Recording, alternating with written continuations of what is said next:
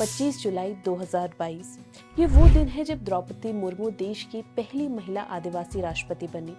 25 जुलाई को जब वो शपथ ले रही थी तो उसी खुशी के मौके पर उनके भाइयों ने उनके लिए अरसा भेजा। वही अरसा यानी कि कलेव जो उत्तराखंडी समाज की परंपराओं में सबसे अहम व्यंजन है। शादी होने के बाद बेटी का कलेव हो, ध्यानियों को किसी को कार्य में बुलाना हो और उन्हें विदाई का कलेव देना हो, या फिर परदेश में रह रही बेटी या बेटा को समोर यानी कि उपहार देना हो, तो भी कलेव यानी कि अरसा सबसे पहली चॉइस होता है। अरसा और गढ़वाल की ध्यानियों का इतना खास रिश्ता है कि मायके में आने के बाद जब ध्यानियां वापस अपने ससुराल जाती हैं, तो वो ससुराली गांव को बांटने के लिए अपने साथ अरसा लेकर जाती हैं। नवविवाहिता के साथ कंटर में भरकर अरसा दिया जाता है, जिसे ससुराल पहुंचने पर पूरे गांव में खुशी साझा करने के लिए बांटा जाता है। वैसे तो ये प्रथा उत्तराखंड के गढ़वाल मंडल में सबसे ज्यादा देखी जाती है, लेकिन कुमाऊं मंडल में भी इसे खुशी से अपनाया जा रहा है। खैर, जिस पहाड़ी मिठाई यानी कि अरसे के बिना गढ़वाल की शादी ब्याह की कल्पना करना भी संभव नहीं है, वो दरअसल उत्तराखंड की अपनी है ही नहीं। जी हाँ, उत्तराखंड में अरसा पहुंचने का इतिहास 1100 साल पुराना है। खैर, उत्तराखंड में जिसे अरसा बुलाया जाता है वो भारत के कई राज्यों में होने के साथ ही मलेशिया जैसे देशों में भी खास अहमियत रखता है। राष्ट्रपति द्रौपदी मुर्मू को उनके भाइयों की तरफ से जो कलेव मिला था वो भी उत्तराखंड का अरसा ही है, लेकिन राष्ट्रपति मुर्मू को मिले कलेव का कनेक्शन उड़ीसा से जुड़ता है। वो कैसे, वो भी हम आपको बताएंगे और इसके साथ ही हम आपको लेकर जाएंगे अरसे के इतिहास में। अरसा कहाँ से और कैसे यहाँ पहुँचा, कैसे ये अरसा यहाँ की ध्यानियों का सबसे फेवरेट बना और कैसे उत्तराखंड की सुंदर पहाड़ियों से निकलकर ये मिठाई मलेशिया तक जा पहुंची। तेर पहाड़ मेर पहाड़ के इस एपिसोड में आज बात ध्यानियों के फेवरेट अरसे की।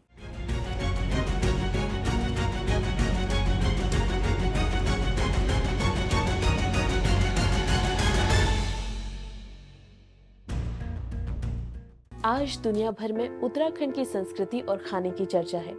उत्तराखंड के मोटे अनाजों और यहाँ के पकवानों की तरफ दुनिया का ध्यान खींचा जा रहा है। वैसे तो उत्तराखंड में कई ऐसे पकवान हैं जो यहाँ की संस्कृति और परंपराओं का एक अटूट हिस्सा है, लेकिन अरसा एक ऐसा व्यंजन है, या फिर आप इसे मिठाई भी कह सकते हैं, जो यहाँ की भावनाओं से जुड़ा हुआ है।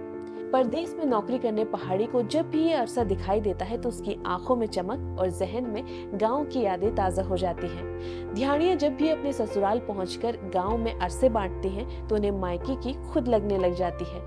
अरसे के बिना शादी की परंपराओं को पूरा नहीं माना जाता। इन अरसों को अच्छे भाग्य और समृद्धि का प्रतीक भी माना जाता है। कभी गढ़वाल मंडल में प्रचलित ये मिठाई अब गढ़वाल से कुमाऊं तक के होटल में स्वीट डिश के तौर पर आपको नजर आ जाएगी।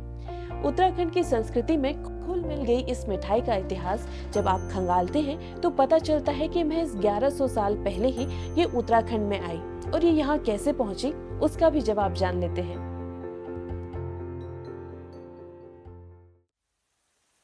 उत्तराखंड तक अरसा कैसे पहुंचा, इसका जवाब इतिहास के पन्नों में मिलता है।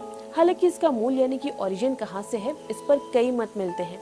कुछ लोगों का मानना है कि ये आंध्र प्रदेश से है। माना जाता है कि इस पकवान की शुरुआत आंध्र प्रदेश के लोगों ने की थी।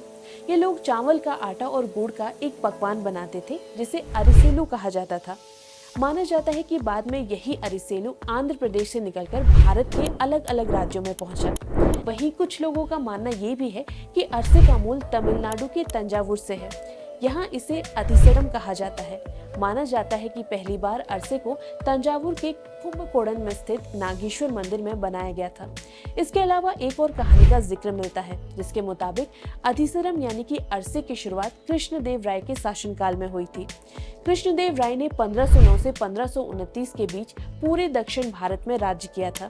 इन सभी कहानियों से इतना तो तय है कि अरसे का ओरिजिन दक्षिण भारत ही है। बाद में ये मिठाई दक्षिण भारत से निकलकर देश के दूसरे हिस्सों में पहुंच गई और इस तरह आंध्र प्रदेश का अरिसेलू, उड़ीसा में अरिसा पीठा, कर्नाटक में कजाया, बिहार में हिरसा, छत्तीसगढ़ में सिरसा कहा जाता है। यहाँ आपको ये भी बता दें कि महाराष्ट्र में इसे अनरसा कहा जाता है। हालांकि ये यहाँ बिहारी ही लेकर आए थे, तो इसे बिहारी मिठाई के तौर पर भी देखा जाता है। और गढ़वाल में तो आपको पता ही है कि इसे अरसा कहा जाता है, और इस अरसे को कलेव भी कहा जाता है क्योंकि ये बेटियों के साथ कलेव के तौर पर दिया जाता है। अरसा जिस भी राज्य में पहुंचा, वहां ये उस राज्य की परंपराओं का एक अहम हिस्सा बन गया। आपको बता दें कि राष्ट्रपति द्रौपदी मुर्मू उड़ीसा के रायरंगपुर से आती हैं। उनका नाता संताली परिवार से है। उड़ीसा में गढ़वाल की तरह ही शादी के वक्त अरसा दिया जाता है। उड़ीसा में दूल्हा दुल्हन को अरिसा पीटा से भरी हुई टोकरी ससुराल जाते वक्त दी जाती है। यही वहाँ का रिवाज है। ये मान्यता है कि ये अरिसा पीटा सुख, शांति और संपत्ति की निशानी है। यही वजह है कि जब वो राष्ट्रपति बने तो इस खुशी के मौके पर उनके भाइयों ने उन्हें अरिसा पीठा भेंट किया।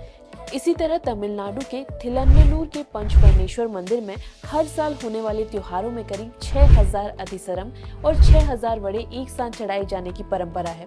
अब ये अरसे बनते कैसे हैं उसकी पूरी रेसिपी भी हम आपको बताएंगे, लेकिन उससे पहले जानते हैं कि उत्तराखंड में आखिर ये पहुंचे कैसे।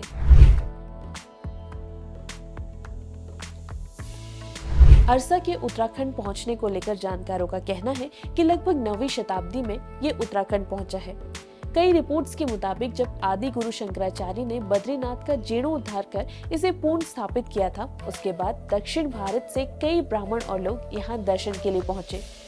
दक्षिण भारत से बद्रीनाथ तक पहुंचने का रास्ता काफी लंबा था। ऐसे में इस लंबे रास्ते में उनका साथी बना अरिसेलु। अरिसेलु का एक बड़ा गुण है कि ये काफी दिनों तक चल सकता है और ज्यादा जल्दी खराब नहीं होता। यही वजह थी कि लोग पोटली में भर भर कर रास्ते में खाने के लिए अरिसेलु अपने साथ लाया करते थे। माना जाता है कि जब ये लोग उत्तराखंड क्षेत्र में आए तो इन्होंने जो अरिसेलु साथ लाए उन्हें यहाँ बनाया भी और यहाँ के लोगों को सिखाया भी। इसी वजह से दक्षिण भारत का अरिसेलु यहाँ पर आके अरसा बन गया। गढ़वाल की शादी ब्याह में अहम हिस्सा बनने की वजह भी वही रही होगी जो दक्षिण भारत से आने वाले लोगों की रही थी। पहाड़ों में पहले शादियां पैदल रास्ते से होकर ही एक गांव से दूसरे गांव पहुंचती थी। पहाड़ों में गांव पहले भी और आज भी इतनी ही दूरी में है कि एक गांव से दूसरे गांव पैदल जाने में पूरा पूरा दिन खप जाता है। शादियों में शगुन के तौर पर ध्यानियों और बेटियों को समोण देने का रिवाज सदियों से है।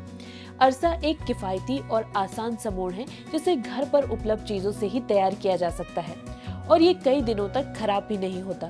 संभव है कि इसी गुण की वजह से इसे शादी ब्याह में कलियों के तौर पर दिया जाने लगा। लंबे पैदल रास्ते और बेटे के लिए कई दिनों तक मायके में समोण का ये सबसे बेहतर विकल्प बन गया। आज भी गाँव में कंटर भर के कलियों दुल्हन के साथ भेजा जाता है, जिसे पहले तो गाँव में बांटा जाता है और उसके बाद अपने सेवन के लिए रख दिया जाता है।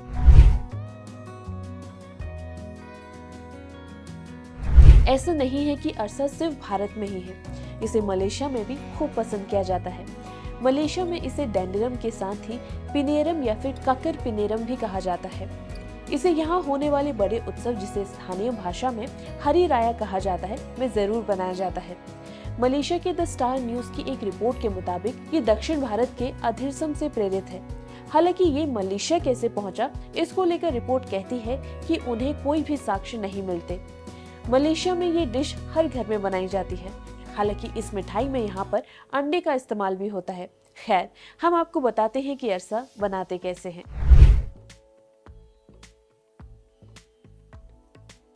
अरसा, अरिसेलु या फिर अधिरसम, ये जैसे नाम अलग अलग है वैसे ही इन्हें बनाने की विधि भी राज्यवार थोड़ी अलग हो जाती है।